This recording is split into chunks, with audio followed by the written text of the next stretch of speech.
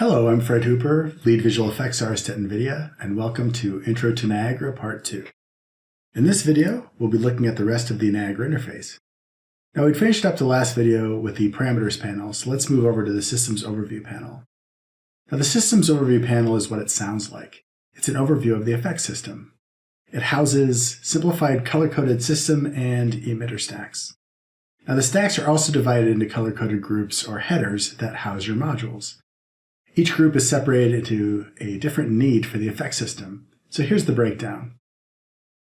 The blue node is the simplified system stack, and the orange nodes are the simplified emitter stacks. Now all system colors and color headings are blue. Now for the emitter, the orange is the emitter settings, like your settings, your emitter spawn, and your update. The green is your particle settings, which are your particle spawn, your particle update, and also has your event handlers. And the red is your render settings, which are all the render settings in the stack. Now let's take a look at the navigation in the Systems Overview window. So let's start with the emitters. So let's left-click. That'll select your emitters. Left-clicking outside of the emitter will just deselect them. Shift-click will select multiple emitters. Your middle mouse scroll will move the system overview in and out. And then right-click will give you a context-sensitive menu. So if we right-click on the emitter, you can see we get this set of options. So if you click your enabled, it's going to, because it was toggled on, it's going to disable your emitter. You can also enable and disable your emitter in this checkbox right here. If you right-click again, you can isolate an emitter. This is just like soloing Cascade. So if you want to view this emitter by itself, it'll turn off, well, it'll stop viewing the other ones instead of disabling them. Right-click again and turn off isolation. Right-click and you can rename an emitter. It'll bring up your rename in your selection window. Now you can also click here on the emitter and it'll bring it up an option to rename there too. And then this remove parent emitter and show in content browser, I'm going to need to bring in an instance of an emitter to show you that. I'll do that in a second. You can also create an asset from this. If you click on that, it basically allows you to turn this emitter into a parent, and then you could use it as an instance in your other emitters. So you can rename it here, wherever it is that you need it, and hit save. So I'm going to show you the remove parent emitter and show in content browser next. So let's move this over here just a little bit. Right-click in the empty area and then add an emitter. Go down to the My Emitter 01 that we created in the last video, and it'll bring in a new emitter. Now, you can see there's a little icon here. This icon means that this emitter is an instance and this has a parent. So if we double click on it, it'll bring in a new tab with the emitter in here, the My Emitter 01 as the emitter.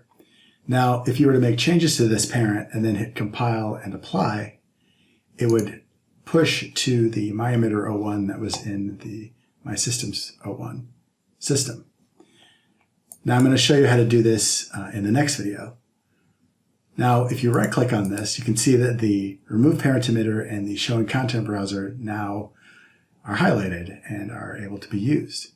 I'll do the show in content browser first, which is the same as if you were using the browser for the system, but if you want to find this emitter wherever it is it lives, you right click on that and it'll show up in your content browser selected. Now, if you right click on this and say remove parent emitter, if you do that, the parent emitter icon is gone, and now this emitter is no longer linked to that parent.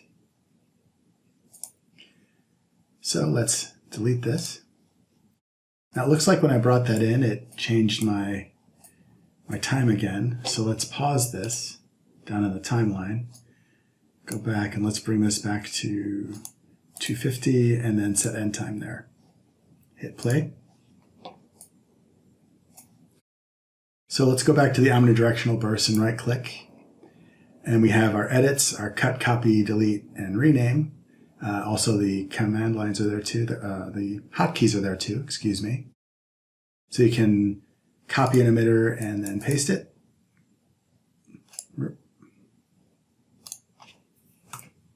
Delete that. And then next we have our alignment. Now, the way that alignment works is a little different.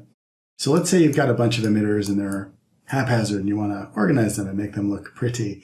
The way that this works is it takes whatever your last selection is and they'll use that as your alignment. So let's say I want to use this middle emitter as my align.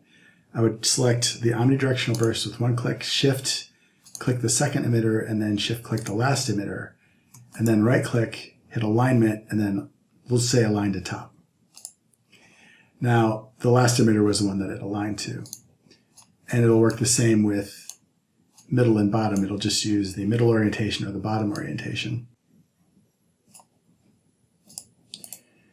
And then for other organization, you have a distribute horizontally and vertically.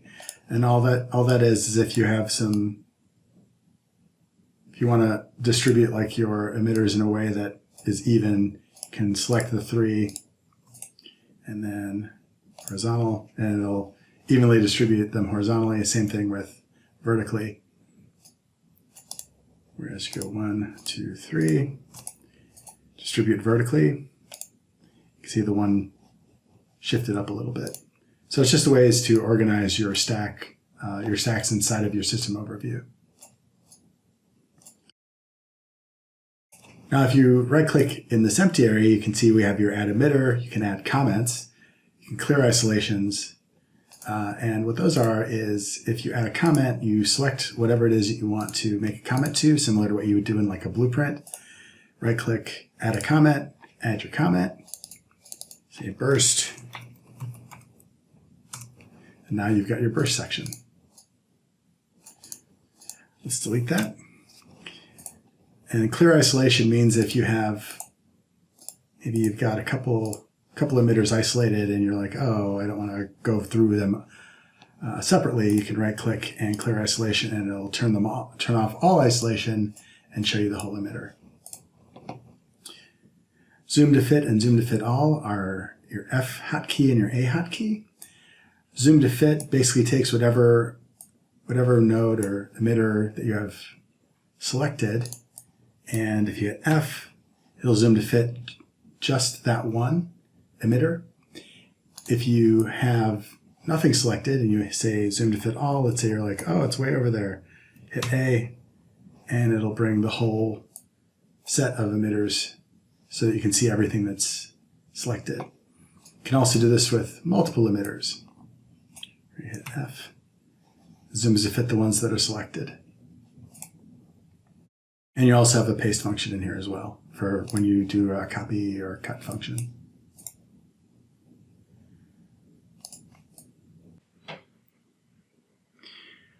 The emitter stack itself has a handful of different right-click sensitive menus. So if you right-click on a header, you're going to get a paste function.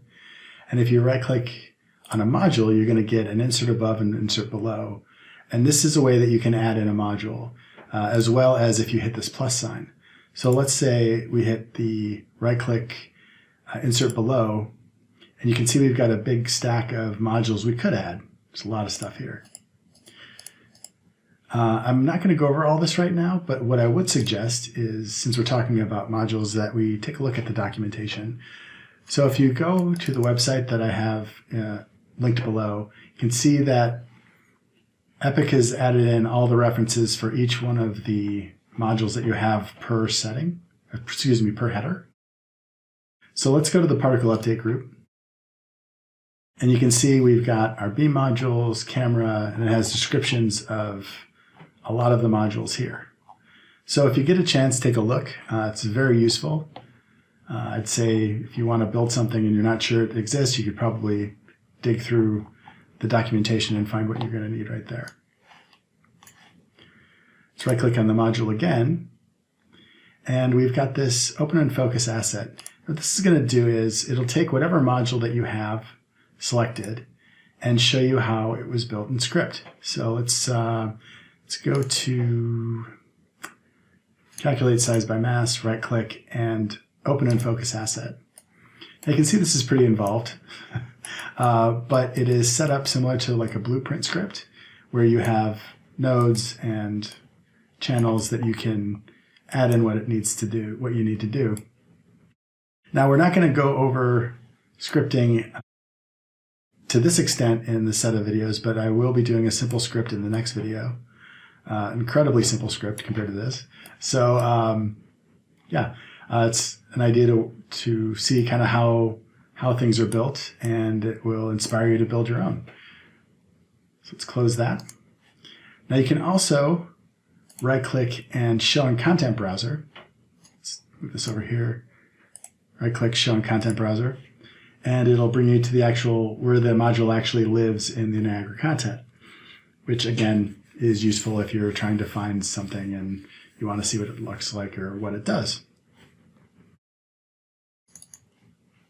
And let's see, right click and you have your edit features. And that's all that's really in the system overview that I wanted to show. Before we move over to the selection panel, I kind of want to go over the scratch pad real quick because we looked at the scripts there, and this is where you would build your own scripts. So you have this ways to build modules and dynamic inputs. And again, we're going to go over this in the next video a little more. So I just wanted to show you this really quick so that you knew that it existed. So next we're going to take a look at the selection panel. Now the system overview, the selection panel, and the timeline work really closely together. So let's just select these omnidirectional bursts, and you can see that when you select the whole stack, the selection panel will show you a much more detailed version of that. And then you can see that on the left you have the color coding of the orange, the green, and the red. Now if you were to select, like, say, the particle update header, it's only going to show the particle update modules. So that's really good. Now, I showed you how to add a module over here. You can also add a module using the plus button here. Again, it gives you the same stack. And you can see in here we've got different ways of changing the particles so that you can create whatever it is that you want your effect to do. You can see we've got curves, we've got constants, we've got vectors, we've got all different sort of options here. I'm going to go over how to create the distributions in the next video, but the short version is you have these down arrows. Oops, there we go. And you can edit values, and this is all context sensitive. Now while I'm here, I do want to show you how we can use curves, because this is another interface inside of the selection panel. So let's go to the scale color, select that by itself, and it'll only show the options for the scale color module. And this button here is going to show advanced options. So one thing you can do is you can drag and pull on this frame here, and it'll make the curve bigger. And the way that this is set up is very similar to what was in Cascade, where you have your right click, add keys, you've got your zoom to fit horizontal and vertical. But the difference is that if you select a key, it'll give you a time and a value, which is really useful in case you want to do a little bit of fine tuning. Like let's say I want to make this 0 time, and my value I want to be, say, I don't know, 3 or something. Then I hit my zoom to fit. Now, you can also add a curve by shift left clicking on a curve. And if you right click on a point, it'll give you your key interpolations, excuse me. So you got your auto curve, your user curve. You can break your tangents. You can have a linear curve or a constant curve. You can also flatten your tangents here. And these are all on number keys, which is really good. So like let's say I want to turn this into an auto curve. Now this is changed by itself. And again, you get your times and your values. Now if you have like a color, this is a scale color, so this is a float, curve from float. If you had like a color curve, you'd have XYZ, red, green, blue channels. I'm going to right click and look at this again.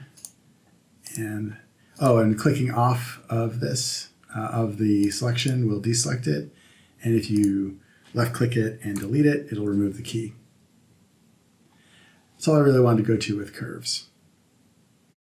So in essence, it's like the selection panel is going to give you all of your options, whereas the system overview is giving you sort of a summarized view of your stack. So let's select the omnidirectional burst. And in the selection panel, let's go to this cog button. And you can see you've got your enabled, your isolated, create asset from this, just like you had in the simplified stack. And then also you have your parent options, your parenting options. So if you right click and add an emitter, like my emitter 01, that as a parent. With that selected, if you click on the cog button, these options are now available. Now update parent emitter is a little different. It will take another emitter and then add them to the emitter that's there. You also have your cut, copy, delete, and rename just as usual. And then as far as your stack options are concerned, you have your collapse all and your collapse to headers. Now what this will do is your collapse all will collapse the whole selection set. So anything that's open will close. And then the collapse to headers will do the same, but only to the headers.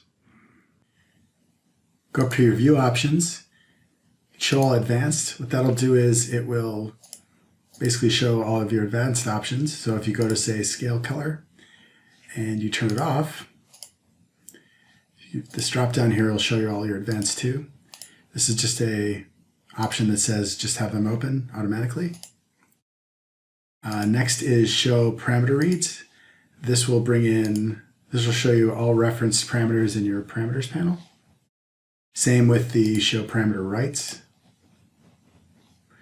And then show only issues deals with only issues that occur because of a stack mismatch. So let's say, if you were to go into your particle update and add a module,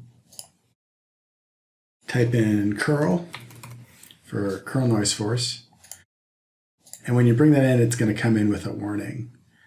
And so if you were to have the show only issues, it would show that this curl noise force has an issue. Now it also has an icon, so it's you have a couple of indicators to kind of show that there's something amiss. Let's turn those off. And that's all I really wanted to show in the selections panel. So go up to my emitter 01 and delete it. And now we're going to take a look at this block of tabs here. So you've got your curves tab, your timeline, and your Niagara log. The curves tab doesn't really work as intended yet, so we're going to skip that one. The Niagara log keeps track of warnings and errors you might have when you compile your emitter and your system. And then the timeline is a visual representation of the timing of your effect. So down here you've got your play keys, your play, pause, your backwards keys, and your forward keys, as well as a loop, just like in a sequencer.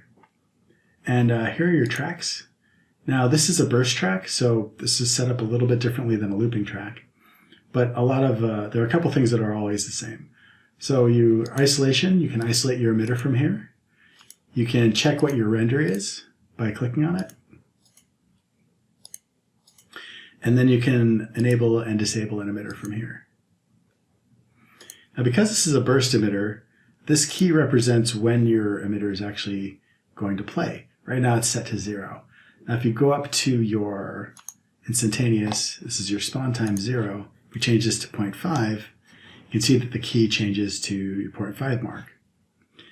And it plays with a half-second offset. Go back up here, set to 0. Now, if we were to add a looping emitter, let's right-click and add an emitter fountain. You can see that this track is a little bit different. What this represents is the loop time of this track, this emitter. So you can see up here it has a loop duration of 2 seconds. This is 2 seconds. If I were to change this to 5 seconds, the track changes to a 5-second loop.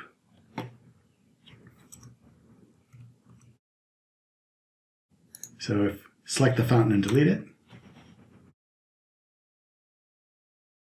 After this, it just comes into a handful of different drop downs here. So before we do that, let's go to 250 again and then set the end time.